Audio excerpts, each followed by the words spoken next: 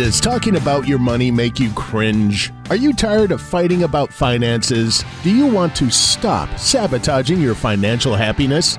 Then you are in the right place. Welcome to Breaking Money Silence, a podcast series aimed at helping all of us talk more openly about money. Your host, Kathleen Kingsbury, is doing what she does best. As a young girl, she was scolded for talking too much to her neighbors in class. After years of trying to be quiet, she discovered that speaking up about taboo topics is her strength. International speaker, author, and founder of KBK Wealth Connection, Kathleen understands money and our relationship with it. She is a wealth psychology expert who has helped thousands of advisors and clients communicate more effectively about money. Now, listen to Kathleen as she assists today's guest in busting their favorite money myth wide open.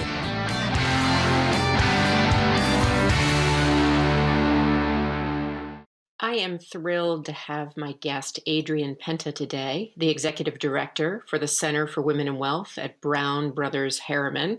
Adrienne and I have known each other for a while now, and I always enjoy having a conversation with her, talking a little bit about her work at Women and Wealth, and certainly busting some of the money myths around gender wide open. So I'm excited today that she is here to join the Breaking Money Silence podcast.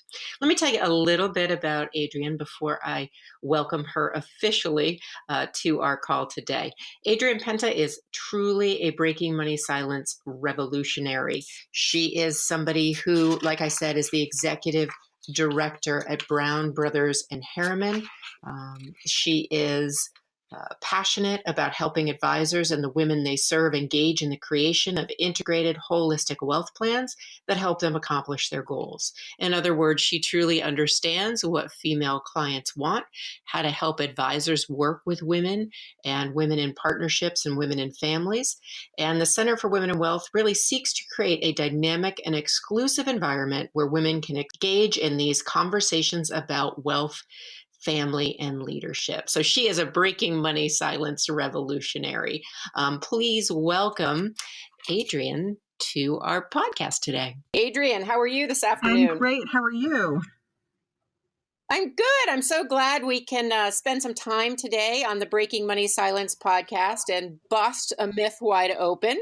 And for this particular podcast, you picked a myth that's near and dear to my heart, which is women have lower financial IQ than men. So why don't you tell me and the people who are listening in a little bit about what motivated you to pick that myth? Sure. I think that this myth exists out there, both probably between in families and also between clients and their advisors, their financial advisors, that women don't have the same level of financial know-how or sophistication that men do when it comes to investing and financial decision making. And it's boldly not true. Men and women in the United States have roughly the same level of financial literacy.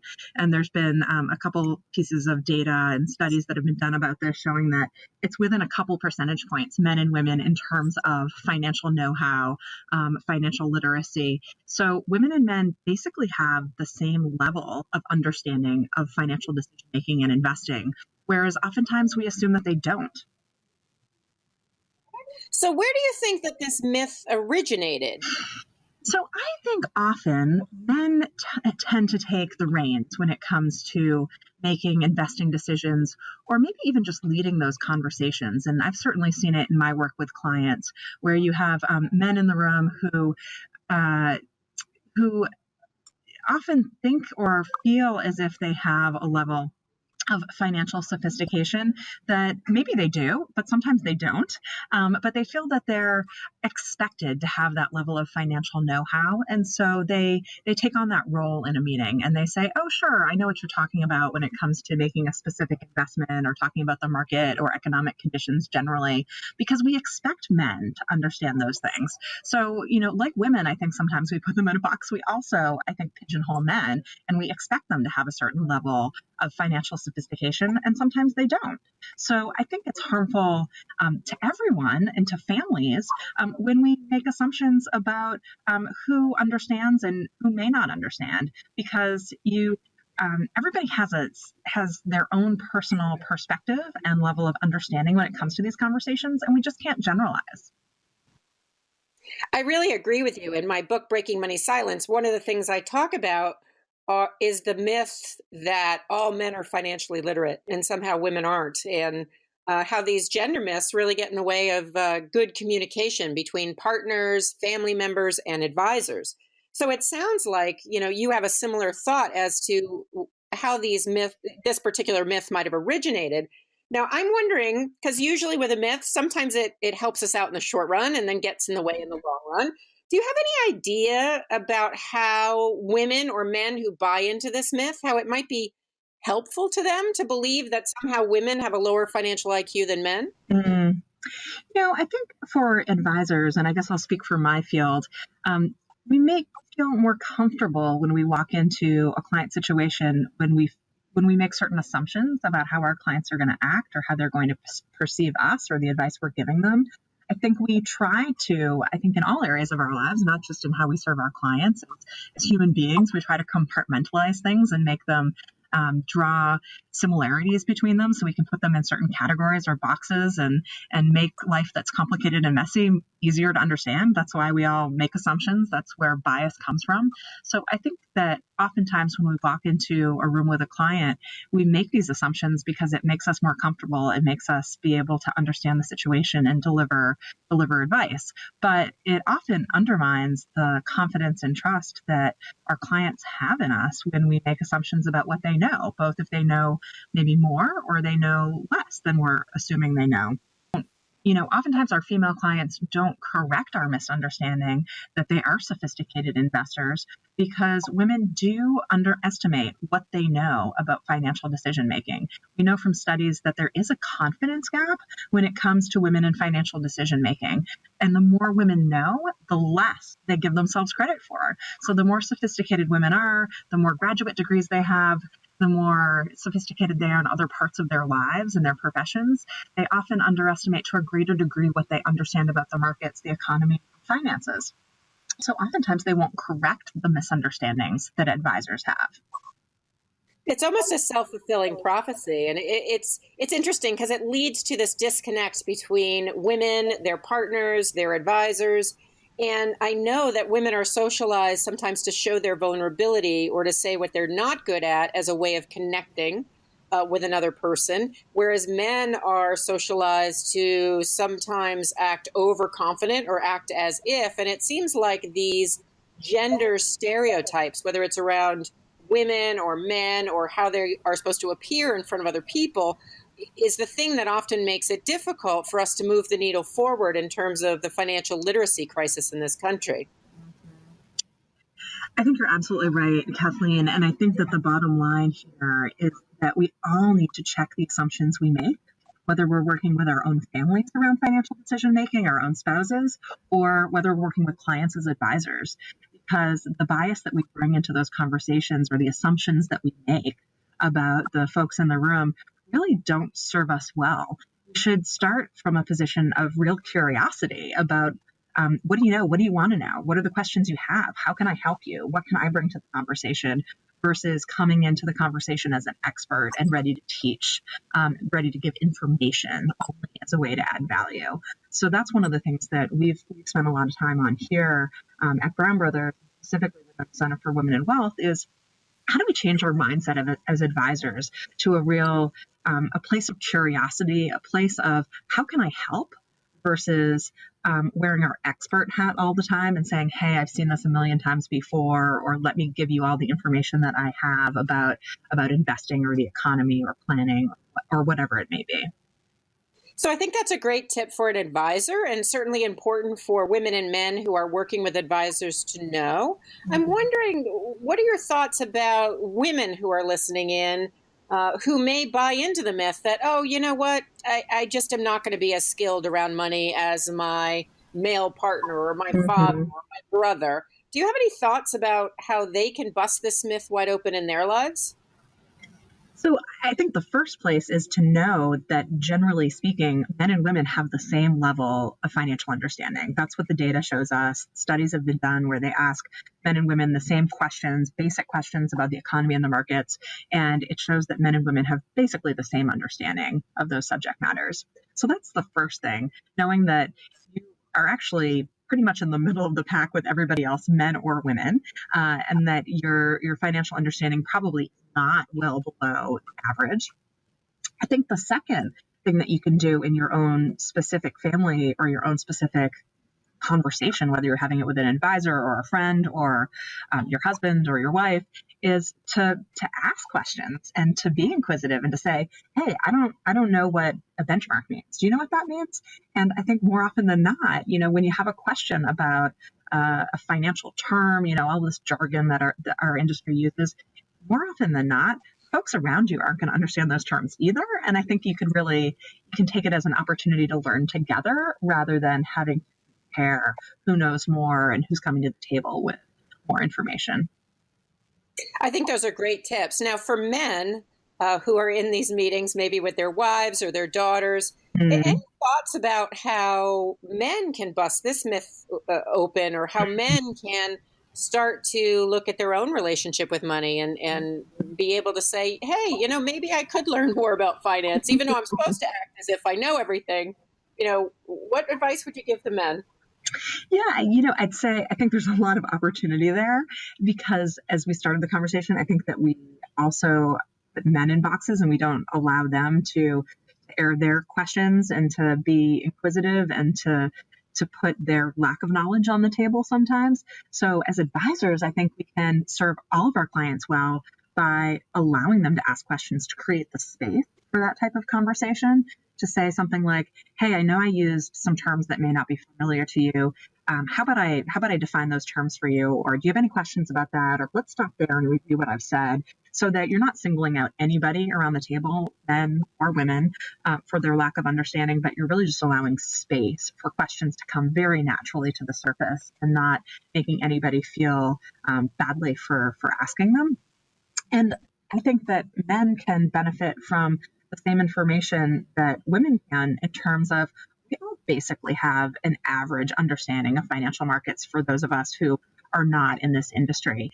And asking a question is probably a gift to everybody else in the room as well. If you don't understand what your advisor is trying to convey to you, chances are the other people at the table don't either, whether it's your children or your parents or your spouse or your other folks that may be sitting at the table alongside you. So asking a question often opens up a very good conversation. So I'd encourage both men and women to slow the conversation down and to really understand the basics before they allow the conversation to get too much further along.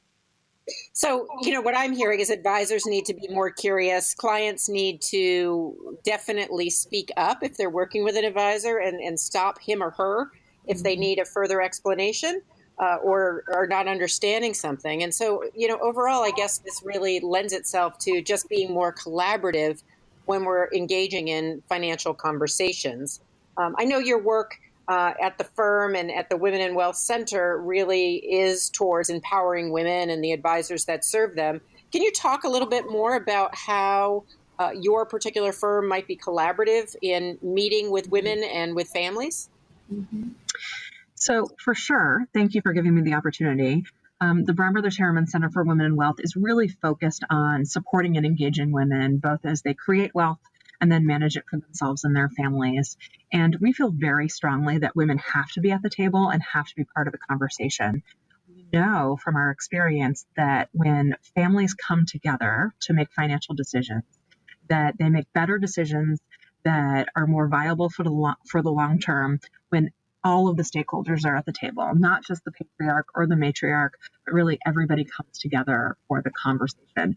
It's the same thing that we see in the corporate context when we talk about diverse teams create better outcomes. It's the same thing with families. When you have diverse perspectives around the table, you actually have a better outcome long term for the family that is going to be more sustainable and is actually going to lead to further success. So we really feel strongly, and we talk to our clients all the time about making sure that everybody's represented, that you have the husband and the wife and adult children and other decision makers who may influence, whether it be an estate planning decision, charitable giving, or financial planning decision.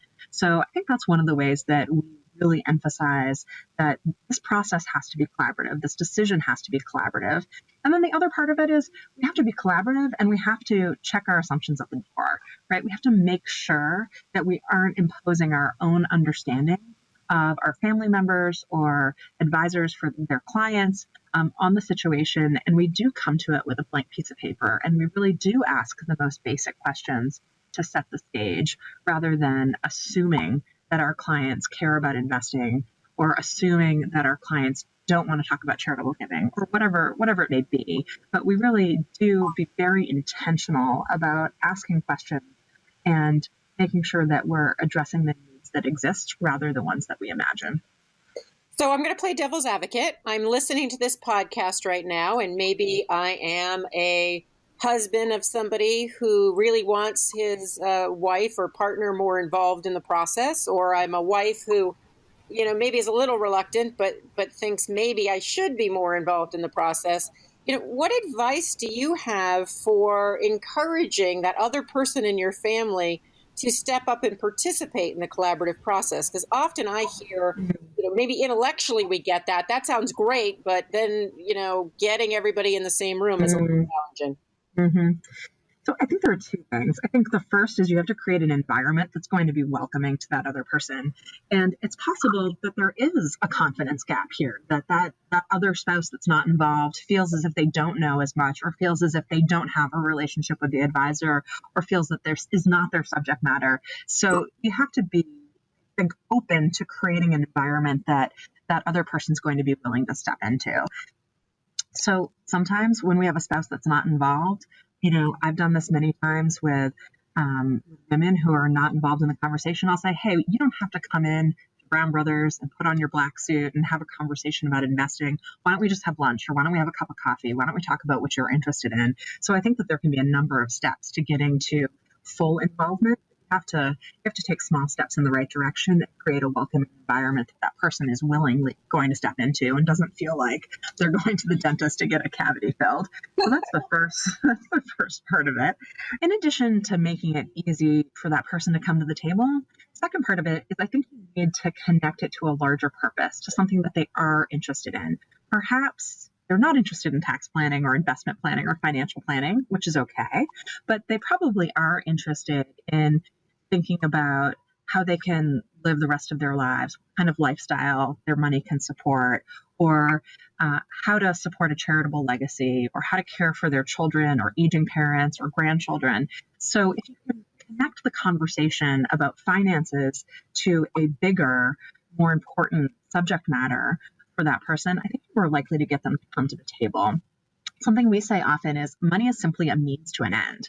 Money is not something that we take care of and we think about just for the sake of money. It's because it enables us to do other things. So if you can connect it to that end, I think you're more likely to get somebody who's reticent to the table to talk about financial planning and investing. I absolutely agree. And I think more and more, even if you're thinking about not just an advisor reaching out to a client, but if you're thinking about, hey, I really want my partner to talk more about money with me, or at least, sit down and talk about the taxes, even though it's not an exciting topic. Think about, what would bridge that gap? What part of tax planning my partner be interested in? And, maybe it's just, hey, if we get, money back, this is what we can spend the money on, or we can save the money.